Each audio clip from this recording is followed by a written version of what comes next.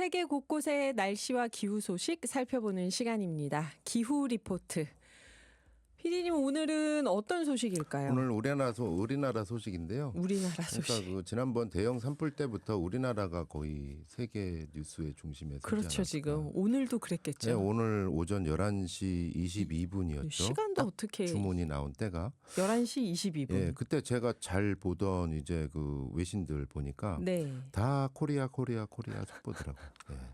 그 사진들 쫙 나오고 있고. 네. 예. 그 시간에 바로 어느 기후 단체가 이제 기후 성명서를 냈어요. 요 헌법재판소 이제 선고 즉시. 네. 예, 그래서 참 읽어보니까 그동안 대부분의 어떤 기후 전문가들과 연구자들과 단체들이 공통적으로 지적했던 사항들, 새로운 시대로의 앞으로의 과제들, 이런 것들이 들어있는 것 같아서 소개 잠깐 해 올릴까 합니다. 네. 기후정책 민간 싱크탱크인 기후솔루션은 오늘 입장문을 냈는데요. 네. 제목이 이렇습니다. 기후 실패 정치 작별하고 기후 희망 정치로 나가는 계기가 됐으면 좋겠다. 대통령 탄핵 심판 선고에 대한 기후솔루션의 입장문입니다.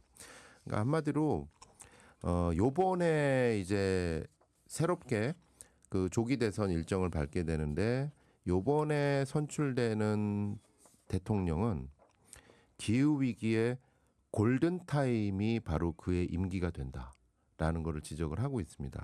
바로 2025년부터 2030년.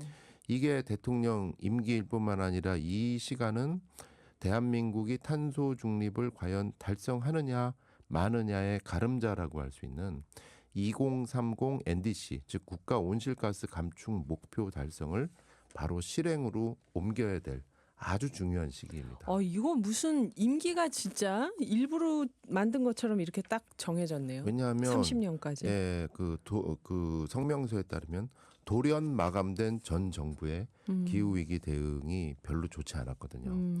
그러니까 한마디로 제가 그 학계에 계시는 연구자를 만나고 교수님을 만나고 또 단체를 만나고 그래도 공통적으로 듣는 게 왜 이렇게 숙제를 자꾸 뒤로 미루는지 모르겠다. 그러니까 NDC라고 국가 온실가스 감축 목표를 제출을 했으면 거기에 대한 실행을 해야 되는데 목표 자체를 낮추고 또 어쩔 수 없이 실행에 대한 목표는 뒤로 미룬 거예요. 2025년 이후로 미뤘습니다. 그러니까 그 정권 임기 말로 자꾸 미룬 거예요. 그렇게 미루다가 보니까 이제 요번에 새로 그 돌연 출범하게 되는 새 대통령은 뜬금없이 바로 숙제를 해야 되는. 2025년부터 30년까지. 정말 열심히 숙제를 해야 예. 이제 국가적인 어떤 기본 보조를 맞출 수 있는 그런 아주 중차대한 상황에 처해 있다라는 거를 가장 크게 지적을 하고 있습니다. 네. 구체적인 성적으로 보면 우리나라의 태양광과 풍력의 비율이 전체 발전량의 5%에 불과하다. 그러니까 신재생 에너지, 그러니까 여러 가지 신에너지까지 합쳐서 한 10% 된다라는 네. 거지. 재생 에너지만 뚝 띄워놓고 보면은 5%에 불과하다. 전체 발전량에. OECD 꼴찌 수준에 있다라는 네. 것을 어떻게 극복을 할 것인가. 이거 자체가 이제 아리백 경쟁력과 관련되는데 이런 부분이 있고 석탄을 어떻게 빨리 끊으면서도 또 일자리를 포함해서 정의로운 전환을 할 것인가. 이것도 이제 새로운 정부의 과제로 과제네요. 꼽히고 있는데 참고로 화석 연료에 대해서 이제 공적 금융 지원을 하기 위한 OECD 개정 협상이 있거든요. 여기에 들어가지 않은 OECD 가맹국 중에 딱 두 나라만 가입을 하지 않고 있는데 우리나라와 튀르키예입니다. 예. 요 정도로 이제 화석 연료에 대해서 아직 쉽게 끊지 못하고 있다라는 부분들을 이거 어떻게 빨리 정리를 할 것인가. 이런 것도 이제 과제로 꼽히고 네. 있다라는 것입니다. 그럼에도 불구하고 희망적 요소로 나서는 것은 작년 8월에 많은 분들 아시다시피 아시아 최초 기후 헌법 소송에서 승소, 이것도 이제 헌법재판소에서 네. 이제 우리나라의 기후 그 법안이 헌법 취지에 맞지 않다라는 일부 승소 판결을 했죠. 이것을 이끈 것이 청소년들이자 시민들이고 네. 어린이들, 미래 세대였다.